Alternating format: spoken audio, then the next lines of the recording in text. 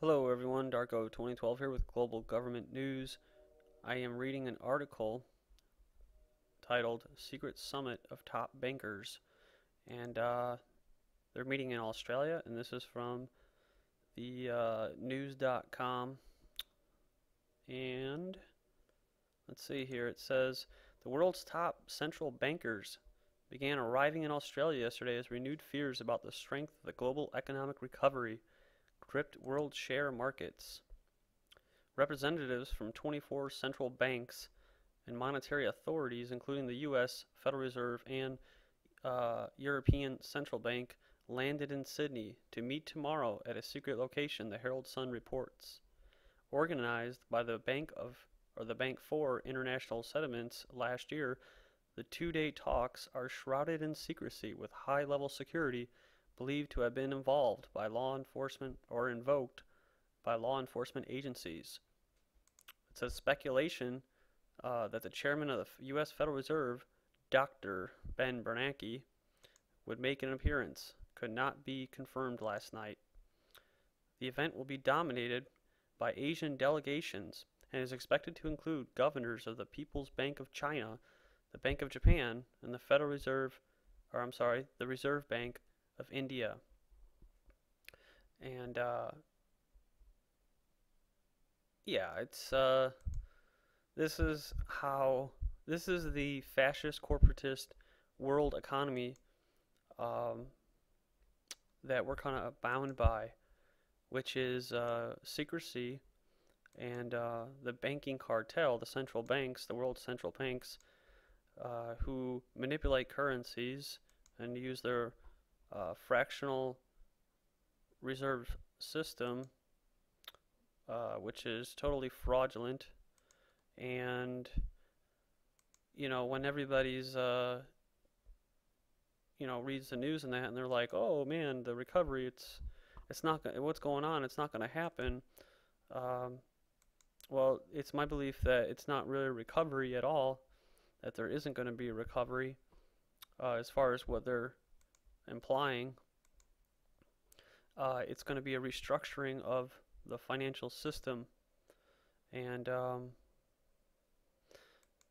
from everything I've heard, especially with financial forecaster Bob Chapman, he believes that there will be a time uh, when most of these central banks and these different countries, especially China and Russia and Europe and the U.S., will dump most of their investments in the United States, uh,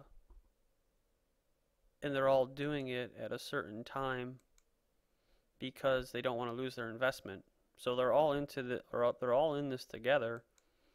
Um, this little it's not a little, it's a big Ponzi scheme, and yeah. So I mean, the that countries like China, yeah, I mean, they know what's going on, but they're still a little worried because they don't have uh, the inside word, right? Um, it's my belief that the Western establishment is the main driver of the world economy. So yeah, I'm sure Ben Bernanke will be there, and they're going to discuss different topics in secrecy because, like I said, that's the type of government and financial system that we live in, where everything is private, um, and they won't talk about anything. And when they want to use our tax dollars to bail out, not really bail out, but to pay them back for their little Ponzi schemes,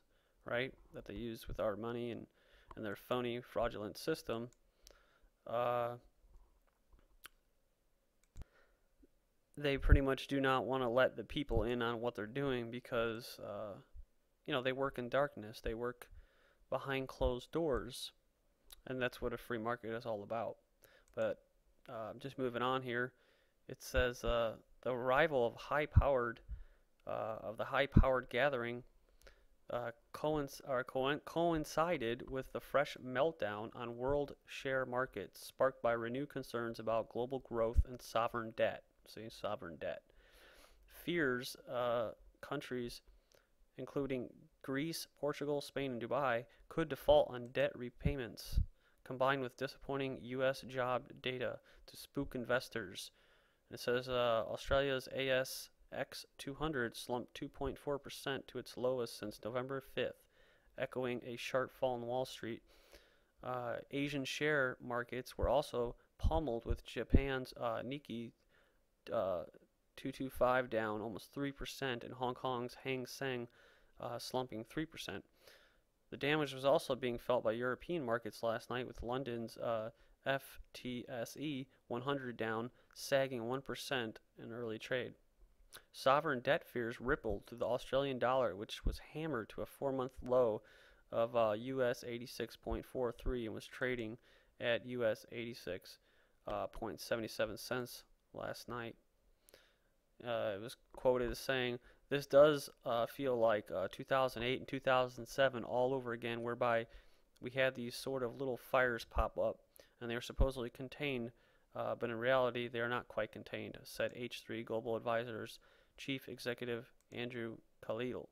So yeah, they have, it's a big Ponzi scheme, but they can't control it fully, and these guys are on a suicide mission, right? Where they'll take us down with them, but of course they're not going to go down completely because they have all of their money into hard assets, and so the only people that will really be hurt by this are homeowners and people's retirement funds, which are probably going to go bye-bye here pretty soon. It wasn't all bad news with the RBA yesterday upping its Australian growth forecast and flagging more interest rate rises this year. The central bank estimates the economy grew 2% in 2009 and will expand by 3.25% in 2010 and by 3.5% in 2011. The outlook for global growth is likely to be a key theme of the high-level central banks. The gathering also comes at an important time for the Bank of International Settlements, as it initiates an overhaul of the global banking system, which will include new capital rules applying to banks. I don't know if that's talking about the drawing rights, and more stringent standards regulating executive pay. A key part of the 2-day talkfest will be a special meeting of the Asian central bankers, chaired by Governor of the Central Bank of Malaysia and influential Bank of International Settlements. General Manager is also expected to take a prominent role in the talks. Federal Treasurer Wayne Swan will address the central bank officials at a dinner on Monday night. So yeah, things are getting pretty bad, and the Bank of International Settlements was the bank that I don't want to say laundered the money, because it wasn't really money laundering, but I've made this claim before.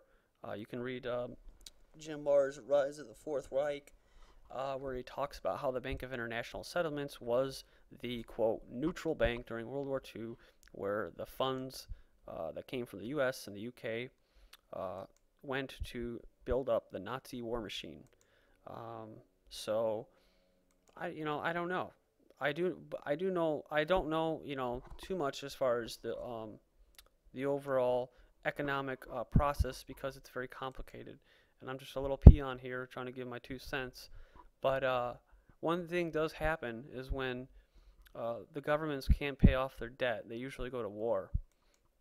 And so, we all know that who profits from wars?